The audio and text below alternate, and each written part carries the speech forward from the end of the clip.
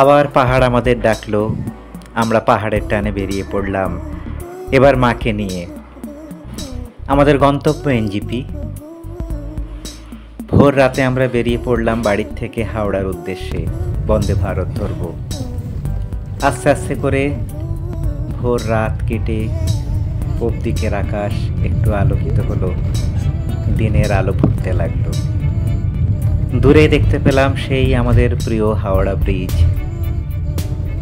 এগিয়ে চললাম হাওড়া স্টেশনের দিকে।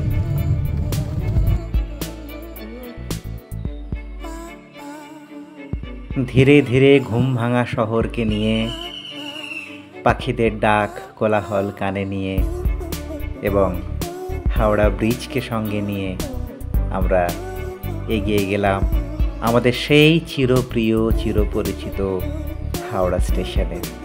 ওই দূরে দেখা যায় হাওড়া স্টেশন। আমাদের ট্যাক্সি এসে দাঁড়ালো হাওড়া স্টেশনের সামনে।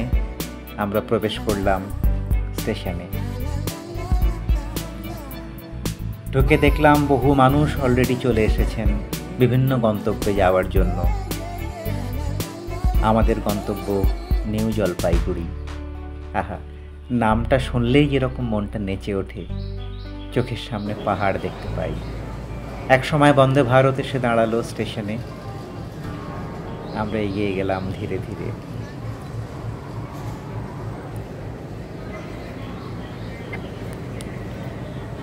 আমরা যথারীতি আমাদের নির্ধারিত কোচে উঠলাম এবং আমরা সিটে বসে গেলাম। হাওড়া থেকে নিউ জলপাইগুড়ির ভাড়া হচ্ছে এসি চেয়ার কারে 1565 টাকা এবং এক্সিকিউটিভ ক্লাসে হচ্ছে 2825 টাকা। আমরা গেলাম এসি চেয়ার কারে। নির্ধারিত সময় ঠিক 5:55-তে আমাদের ট্রেন ছেড়ে বেরিয়ে গেল হাওড়া স্টেশন থেকে।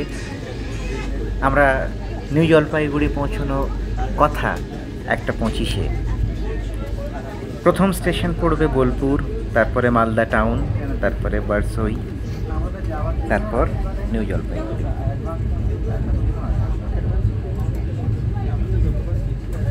প্রথমেই খবরের কাগজ পেয়ে গেলাম, তারপরেই আসলো গরম গরম চা। চায়ের সঙ্গে দিল প্রথমে একটা ছোট্ট টি কিট, যার মধ্যে ছিল বিস্কিট এবং চা পাতা এবং দুধ।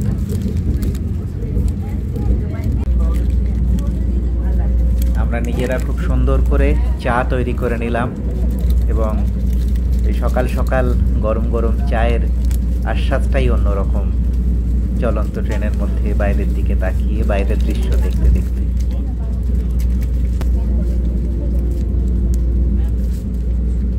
একটা জিনিস বলতেই হবে, ট্রেনে যেতে যেতে চা খাওয়া এর মজাটাই কিন্তু আলাদা। এটা কারোর সঙ্গে তুলনা করা যায় না।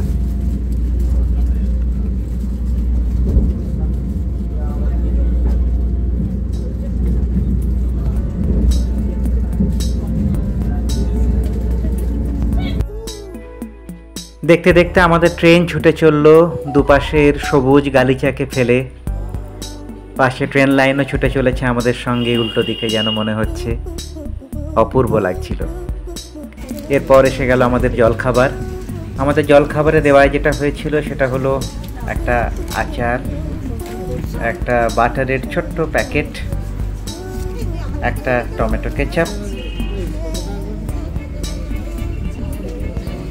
সঙ্গে একটু পেপার, অমলেট উইথ স্যালাড এবং পিনাট চিকি।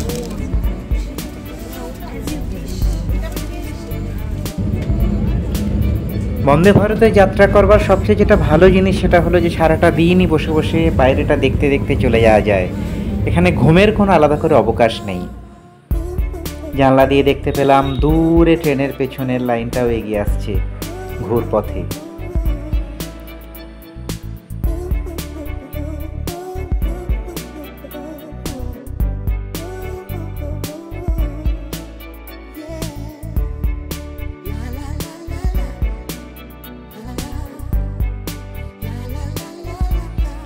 এরপর আমরা ফারাক্কা পৌঁছে গেলাম। ফারাক্কার ব্রিজের ওপর দিয়ে যখন আমরা যাচ্ছিলাম খুব সুন্দর লাগছিল। জল থই থই করছে এক পাশে, আর এক পাশটা কিন্তু একটু শুকনোই।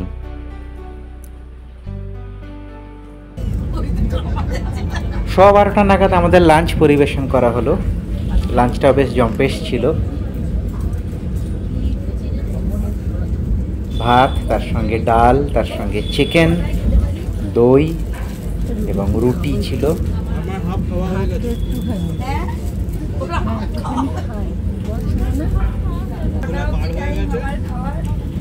আর যেটা ছিল সেটা হলো একটা সবজি, আলু এবং পটলের হালকা ফ্রাই করা সবজি, সঙ্গে আচার দিয়েছিল। বেশ মজা করে জমিয়ে আমরা খেলাম এবং তারপরে যেটা পেলাম সেটা হলো আমাদের প্রিয় আইসক্রিম। মা তো খুব মজা করে আইসক্রিম খেলো। এরপর কখন যে আমরা চা বাগানের দেশে পৌঁছে গেলাম আমরা বুঝতেও পারলাম না। দেখলাম দুপাশে চা বাগানের গালিচা।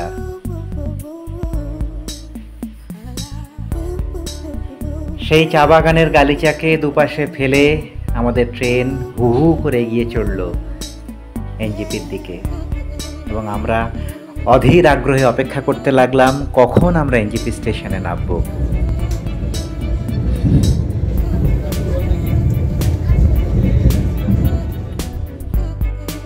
সময়ের 10 মিনিট আগে অর্থাৎ 1:15তেই কিন্তু আমরা নিউ জলপাইগুড়ি স্টেশনে অবতরণ করলাম।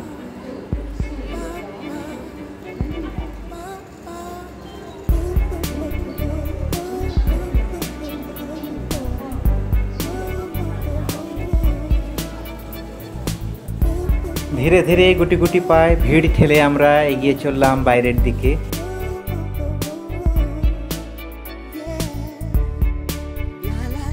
এনজেপি স্টেশন কিন্তু আগের মতো নেই, সেই পুরনো এনজেপি স্টেশন। এখন নতুন কাজ হচ্ছে, একদম পাল্টে গেছে, কিন্তু সেই ইঞ্জিনটি আজও দাঁড়িয়ে আছে। দেখেই আমাদের মনে পুলক জাগলো।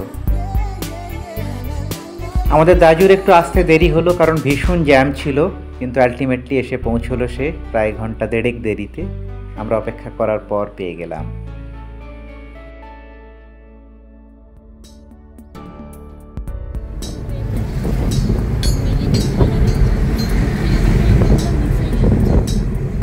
আমরা আলটিমেটলি বেরিয়ে পড়েছি। আমাদের পাহাড়ের যাত্রা শুরু হয়ে গেছে। বন্দে ভারতে নেমে আমরা এই রাস্তায় অমলতাসকে পাশে ফেলে আমরা এগিয়ে যাচ্ছি।